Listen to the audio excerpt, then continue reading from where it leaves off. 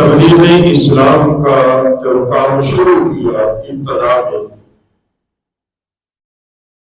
تو وہ تبلیغ بڑی پوشیدہ تھی، اور جو لوگ مسلمان ہوئے ابتدا میں بڑے تھوڑے،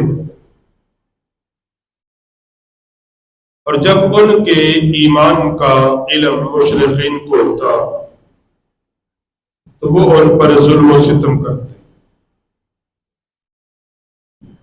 اور وہ ظلم و ستم اس اعتبار سے بڑا تکلیف دہ ہوتا کہ اس وقت کوئی چھڑانے والا نہیں تھا۔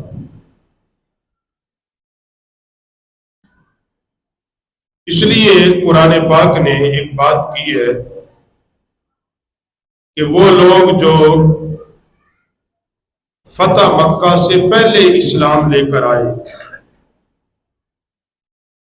اور جو فتح مکہ کے بعد لے کر آئے، وہ دونوں برابر نہیں ہیں۔ مرتبہ سیابیت میں تو برابر ہیں، مگر اجر و ثواب کے اندر وہ برابر نہیں، کیونکہ فتح مکہ کے بعد آسانیاں تھیں، مگر اس وقت کے جب کوئی بندہ کلمہ پڑھتا تو اس پر پتھروں کی برسات ہوتی تھی، اس کے باوجود وہ اسلام پر کھڑا ہوتا۔ نبی کریم صلی اللہ علیہ وسلم اپنے قریبی ساتھی جناب سیدنا ابو بکر صدیق رضی اللہ تعالیٰ عنہ کے ساتھ مکے سے باہر نکلے تبلیغ اسلام کے سلسلے میں، تو آقا علیہ السلام کو طلب ہوئی پینے کی، تو آقا علیہ السلام نے جناب سیدنا صدیق اکبر سے فرمایا کہ دیکھو کوئی پینے کے لیے پانی، دودھ جو میسر ہو۔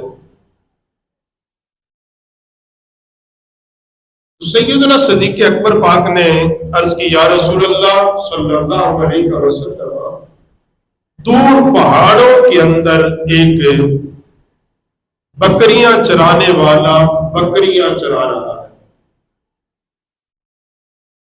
اور میرا غالب گمان یہ ہے کہ ہم اس سے دودھ مانگیں گے، وہ بکریوں کا دودھ ہمیں پینے کے لیے دے گا۔ نبی علیہ السلام نے حکم فرمایا کہ اس کو بلایا جائے، بکریاں چرانے والے کو۔ اس بکریاں چرانے والے کو جب بلایا، نبی پاک علیہ السلام نے فرمایا کہ آپ اپنی بکری کا دودھ مجھے دے دیں۔ اس نے کہا، یا رسول اللہ، میں ایک تو کسی کا غلام ہوں، میرا مالک کوئی اور ہے، اور یہ بکریاں اس مالک کی ہیں، میں چرا رہا ہوں۔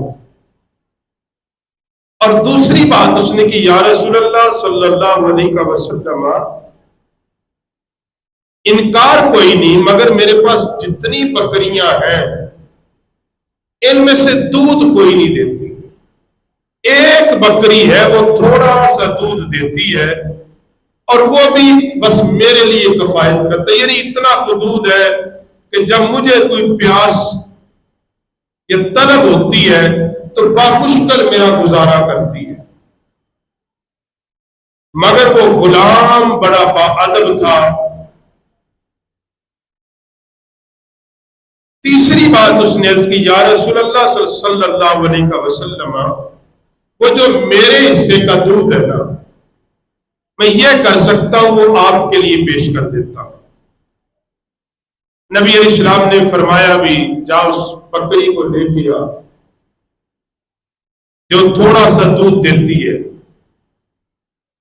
وہ غلام اس بکری کو لے کے آیا، تو نبی علیہ السلام نے اپنے مبارک ید اللہ کے ہاتھوں سے جب اس بکری کے تھنوں کو ہاتھ لگایا وہ تھن دودھ سے بھر گئے،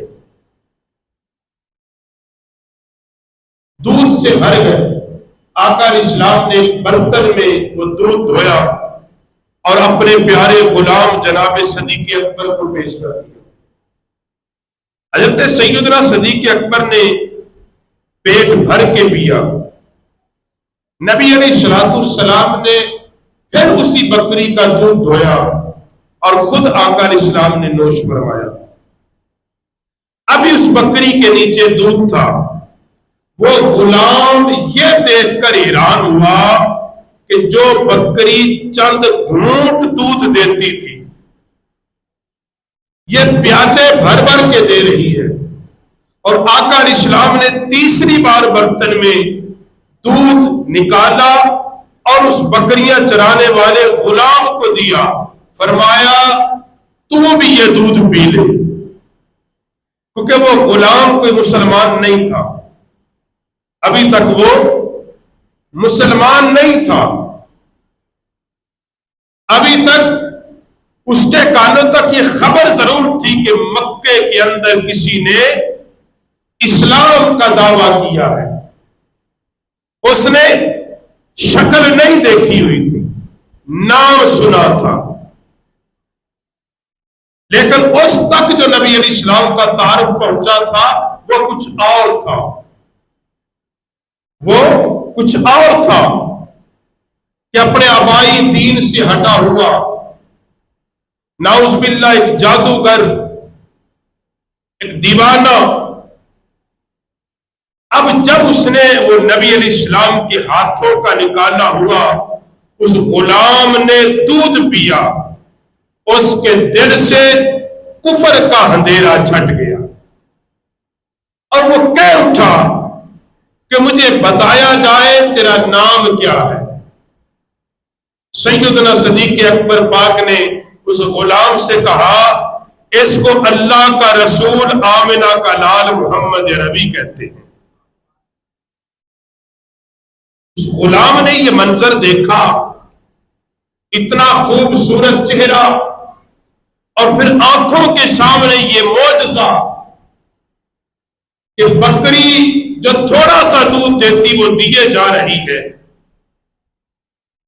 یہ منظر کشی دیکھ کر وہ کہہ اٹھا واللہ خدا کی قسم یہ کسی جھوٹے کا چہرہ نہیں ہے۔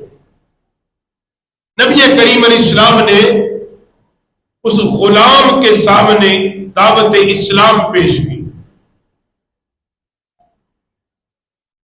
کہ اگر تجھے یہ اچھا لگا ہے آپ میرے اسلام قبول کر، کلمہ پڑھ۔ اس غلام نے کلمہ پڑھا اور مسلمان ہو گیا۔ اس غلام کا نام تھا جناب سیدنا بلال حبشی رضی اللہ تعالی۔ لیکن نبی کریم علیہ السلام نے فرمایا ابھی اسلام کو تو نے پوشیدہ رکھنا ہے، یہ ابتدائیہ دور تھا نا، ظلم و ستم کا دور تھا، پوشیدہ رکھنا۔ حضرت بلال بن رباح آپ کے والد کرم حبشی اس لیے کہ آپ حبشہ سے آیا تھا آپ کا خاندان، قبل از اسلام غلام بن کے، آپ کا باپ بھی غلام تھا، ماں بھی غلام تھی، اور اس سے آپ کو حیرانگی ہوگی کہ آپ اپنے مالک کے کتنے قریب تھے زمانے جہالت میں، اس قدر اب مالک کے قریب تھے کہ آپ کے مالک نے آپ کو بت خانے کا انچارج بنایا ہوا تھا، بت خانے کا۔ مگر جب دل میں ایمان آیا آپ بت خانے میں جاتے سجدہ رب کو کرتے، اور ایک دن یہ ہوا کہ آپ ان بتوں پہ تھوک رہے تھے اور کہہ رہے تھے لا یضر لا ينفع، نفع نقصان کے تم کوئی نہیں مالک، لا معبود الا اللہ، اللہ کے سوا کوئی معبود نہیں، مشرفین نے بات سنی، اس کے مالک کو بتایا کہ جن عبادت خانوں کا انچارج تو نے جناب بلال کو بنایا ہے، یہ ان کی توہین کرتا ہے۔ اب یہ وہ وقت تھا جب حضرت بلال کا امتحان عشق اور اعلان ایمان ہوتا ہے۔ مالک نے کہا تو یہ کیا کرتا ہے؟ اس وقت حضرت بلال پاک نے فرمایا میں جسمانی طور پہ تیرا غلام ہوں، دل سے جناب محمد عربی کا غلام ہوں۔ میرے جسم کا تو مالک ضرور ہے، آپ کا مالک اس قدر ناراض ہوا کہ اس نے بلا رقم کے اس کو امیہ بن خلف کی غلامی میں دے دیا۔ اس سے پہلے حضرت بلال کسی اور کی غلامی میں تھے،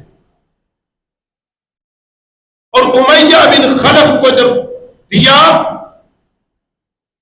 تو اس نے حضرت بلال حبشی پر ظلم و ستم کا آغاز کیا۔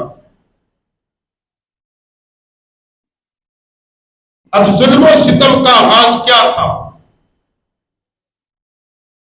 اس نے کہا کہ رات کو اس کے جسم میں ببول کے کانٹے چڑھو دیے جائیں، ان کانٹوں سے زخم ہو جاتے، اور جب سورج تپتا مکے کی تپتی ہوئی صحرا کے اندر لیٹا دیا جاتا، اور اس کے دونوں ہاتھوں اور چھاتی پر بھاری پتھر رکھ دیے جاتے تاکہ یہ ہل نہ سکے۔ مطالبہ ایک تھا، اے بلال اگر تو زندگی چاہتا ہے اسلام کو چھوڑ دے، رسول اللہ کو چھوڑ دے۔ مگر حضرت بلال پاک نے ایک ہی بات کہی، فرمایا ہم نے دل و زبان سے مصطفیٰ کو مانا ہے، جان جاتی ہے تو چلی جائے، مصطفیٰ کریم کی محبت نہیں جا سکتی۔ یہ تھا اسلام۔ اور حضرت بلال حبشی رضی اللہ تعالیٰ عنہ پر ظلم و ستم کی حد یہ تھی، عمر بن عاص رضی اللہ تعالیٰ عنہ جب اسلام قبول کر لیا، آپ واقعہ بیان کرتے، آپ کہتے کہ میں قریب سے گزرا، حضرت بلال کو پہلے ابی بن خلف مارتا، پھر ابو جہل مارتا، اور پھر ابی بن خلف کے نے جو لڑکے اوباش پالے ہوتے وہ مارتے، اور حضرت بلال پاک بے ہوش ہو کے گر جاتے۔ جب ہوش آتے پھر پوچھتے کہ اسلام چھوڑا ہے؟ حضرت بلال کہتے اسلام نہیں چھوڑا۔ یہ ہے مسلمان تیرا امتحان، جہاں ایک ویزے کے لیے فارم پہ لکھ دیتے ہیں، یورپ اور مغرب کے ایک ویزے کے لیے نوجوان آج کل لکھ رہا ہے کہ میں قادیانی ہوں، اور صرف قادیانی نہیں لکھ رہا، اب تو عیسائی بھی لکھ رہے ہیں کسی طریقے ہمیں۔ اور پوچھا یہ کہتے جی ہم نے بس لکھا ہے، دل سے تو مسلمان ہے۔ بھائی حضرت بلال بھی کہہ سکتے تھے جی، بلکہ حضرت بلال کو تو خود نبی پاک نے کہا تھا کہ جب تک اسلام میں طاقت نہیں آتی آپ اپنے اسلام کو پوشیدہ رکھو۔ حضرت بلال حبشی یہ جملہ کہہ سکتے تھے کہ میں نے تو اسلام چھوڑ دیا ہے۔ اگر حضرت بلال کہہ دیتے تو کائنات میں اسلام پر ثابت قدم رہنے کے لیے تکلیفیں کون اٹھاتا، مثال کس کی دی جاتی؟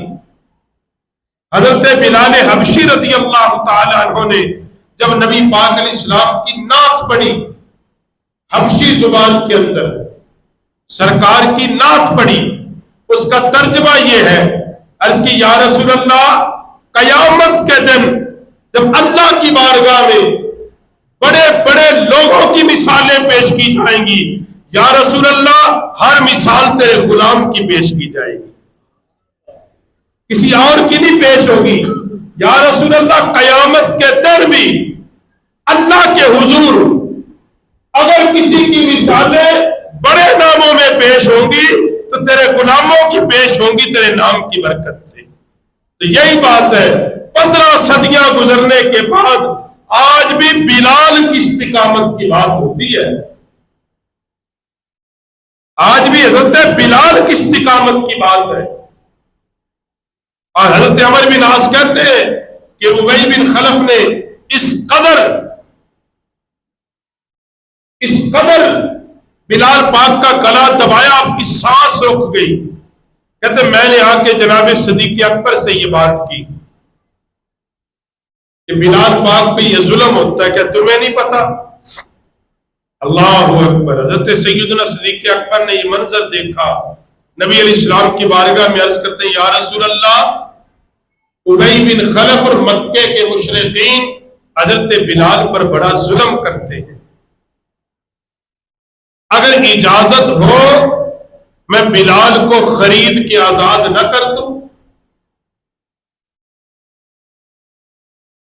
یہ ہے کہ کائنات میں اگر کوئی سچا عشق کرے اس کی قیمت یوں لگتی ہے کہ میرے پیغمبر نے فرمایا اے بلال میرے ساتھ وعدہ کر, جب اے صدیق اکبر میرے ساتھ وعدہ کر, جب تو بلال کو خریدے گا آدھی رقم تو دے گا, آدھی رقم میں محمد دوں گا. بلال نے حد درجے عشق کیا ہے, اس کو آزاد کرانے میں قیمت ادا کروں گا. اور سیدنا صدیق اکبر گئے پھر ابی بن خلف کے پاس, کہا تو کیوں ظلم کرتا ہے؟ اس نے کہا اگر اتنا پیار ہے آزاد کرا, قیمت دے. سیدنا صدیق اکبر پاک نے فرمایا میرے پاس ایک یہودی غلام ہے, غلام کے بدلے غلام لے لے. غلام کے بدلے ابی بن خلف نے کہا کہ غلام کے بدلے صرف غلام نہیں, قیمت بھی چاہیے, پیسے بھی چاہیے. کیا چاہیے؟ پیسے بھی چاہیے. پاک صدیق اکبر نے کہا تو جو منہ سے مانگے گا ملے گا. ایک رقم مانگی, طے ہوئی. صدیق اکبر نے وہ یہودی غلام اور جو اس مشرک نے پیسے مانگے وہ اس کو دیے, اور دے کر بلال حبشی رضی اللہ تعالیٰ عنہ کو لے کر بارگاہ رسالت میں پیش کر دیا. یا رسول اللہ آج بلال کو ہم نے آزاد کروایا ہے. اور پھر دیکھو بلال نے نبی پاک سے عشق کی حد کی, مگر میرے پیغمبر نے اپنی محبتوں کی حد کر دی. محبتوں کی حد دیکھو. حضرت سیدنا بلال رضی اللہ تعالیٰ عنہ نے ہر ظلم و ستم سہ کر دامن مصطفیٰ کے لیے کھڑے رہے, اس عشق مصطفیٰ میں کھڑے رہے. ہمارے محدث کھچوچوی رحمت اللہ تعالی علیہ آپ ایک مثال دیا کرتے تھے, کہتے تھے عشق کتنا عظیم ہے. آپ ایک بات کرتے تھے اور وہ بات یہ کرتے تھے, فرماتے تھے کہ میراج کی شب مقام سدرہ پہ جا کے جبریل نے کہا یا رسول اللہ آگے نہیں جاؤں گا پر جل جائیں گی. ہمارے محدث پاک کہتے تھے کہا جبریل کے پاس عقل تھی, عقل نے فیصلہ کیا جہاں نقصان ہوتا ہے نہیں جایا کرتے. مگر محدث پاک کہتے تھے کاش وہاں بلال ہوتا تو یہ کہتا آقا جل بھی جاؤں گا لیکن تیرے دامن کو نہیں چھوڑوں گا. کہ عشق بلال یہ تھا, وہ جل جاتا مگر پیغمبر کے ساتھ رہتا. کہ قیامت کے دن اگر اللہ کے حضور کسی کے عشق مصطفیٰ کی مثال ہوگی وہ جناب بلال حبشی کی بات ہوگی, وہ پاک بلال کی بات ہوگی. بلال حبشی نے کس لیے یہ سارا کچھ سہا؟ اسلام کے لیے. مصطفیٰ کریم صلی اللہ علیہ وسلم کی محبت کے لیے. اور نبی پاک صلی اللہ علیہ وسلم نے انعام کیا دیا؟ انعام دیکھ، جب مکہ فتح ہوا، مکہ فتح ہوا، جب سارے بتوں کو توڑ دیا گیا، بیت اللہ شریف کو صاف کیا گیا، میرے پاک پیغمبر صلی اللہ علیہ وسلم نے جب کعبۃ اللہ کی چھت پر گئے، فرمایا اے میرے بلال، آج آ، فتح مکہ کے بعد بیت اللہ میں پہلی اذان کوئی پڑھے گا تو میرا بلال پڑھے گا۔ کائنات کو بتایا ہے اللہ اور رسول کے ہاں گورے کالے رنگ نسل کی کوئی اہمیت نہیں، اس بارگاہ میں صفات والے قبول ہوتے ہیں، اچھی صفات کے مالک تقوی والے قبول ہوتے ہیں۔ نبی پاک صلی اللہ علیہ وسلم نے، حالانکہ اس وقت اسلام کے دامن میں مکے کے بڑے بڑے سردار بھی آ چکے تھے، قریش کے بڑے بڑے جاگیردار بھی آ چکے تھے، مگر یہ اعزاز سیدنا بلال پاک کو میرے نبی نے دیا اور دے کر کائنات کو بتایا کہ محمد الرسول اللہ صلی اللہ علیہ وسلم کی نگاہ میں سرداری اور پیسے کی کوئی اہمیت نہیں ہے، یا اہمیت ہے تو تقوی کی اہمیت ہے۔ میری بارگاہ میں جس کی صفات اعلیٰ ہے، جو اعلیٰ کردار کے مالک ہوں گے، اور اسلام اتنی عزت دیتا ہے، وہ غلام جس کو کوئی خرید نہیں سکتا تھا، میرے محمد کے دامن میں آئے، میرے محمد نے اس غلام کو کعبے کی چھت پہ کھڑا کر دیا۔ دو باتیں میرے پیغمبر نے فتح مکہ کے موقع پر کی، ایک بلال حبشی کو کعبے کی چھت پر، اور دوسری بات حضرت اسامہ بن زید کو، غلام کے بیٹے تھے، کعبۃ اللہ کی چابیاں دی، حضور نے دی، فرمایا کعبۃ اللہ کو کھول۔ اور یہ ایک بات آج بھی چل رہی ہے عرب کے اندر، آج بھی کعبۃ اللہ کے دروازے کی چابیاں جناب حضرت اسامہ بن زید کی نسل میں، خود پیغمبر رسالت آپ صلی اللہ علیہ وسلم نے دی۔ اور وہ فتح مکہ کے دن نبی پاک علیہ السلام کی مبارک سواری پر حضرت اسامہ بن زید حضور کے پیچھے بیٹھے تھے، اور جب کبھی صحابہ کے اندر فخر اور رشک کی بات کرتے تو اسامہ بن زید ایک ہی بات کہتے، فرمایا تم سب کو بڑے مقام ملے ہوں گے، مگر مجھے یہ مقام ملا ہے کہ فتح مکہ کے دن میں نبی پاک کی سواری پر بیٹھا تھا۔ یہ صحابہ کا عشق رسول کہ وہ اس بات پہ فخر نہیں کرتے تھے ہم نے 1000 رکعتیں پڑھی ہیں، ہم نے اتنی خیرات کی ہے، اگر مثال دیتے تو یہ کہتے کہ میرا جسم مصطفیٰ کے جسم سے لگا ہے، مجھے نبی پاک نے قریب بٹھایا ہے، مجھے رسول اللہ نے وہاں اٹھایا ہے، مجھے پیغمبر نے یہ مقام دیا ہے۔ اور صحابہ جب بات کرتے مصطفیٰ کے عشق کی کرتے، اور بلال حبشی رضی اللہ تعالی عنہ کا وصال پر انوار، آپ کا مبارک وصال، جو آپ کی اولاد کوئی نہیں، شادی ہوئی مگر اولاد کوئی نہیں، حضرت بلال پاک کی بہن بھائی تھے، آپ کی اولاد کوئی نہیں، شادی ہوئی، ملک شام میں آپ کا وصال ہوا ہے۔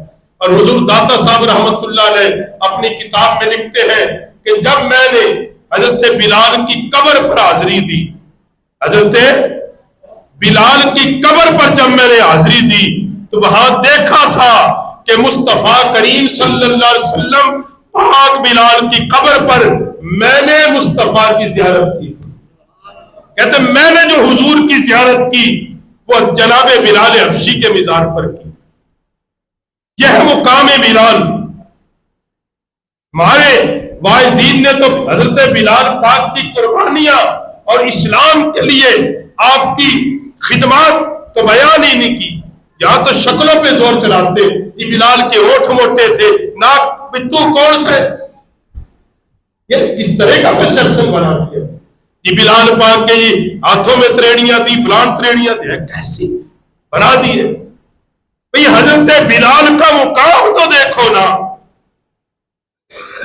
بارگاہ رسالت کے اندر شکلوں کی اہمیت تھی نہیں، اللہ کے ہاں گورے اور کالے کی اہمیت نہیں تھی، وہاں تو دیکھا یہ جا رہا تھا کہ اللہ کے دین کے لیے کون کتنا غیرت مند تھا۔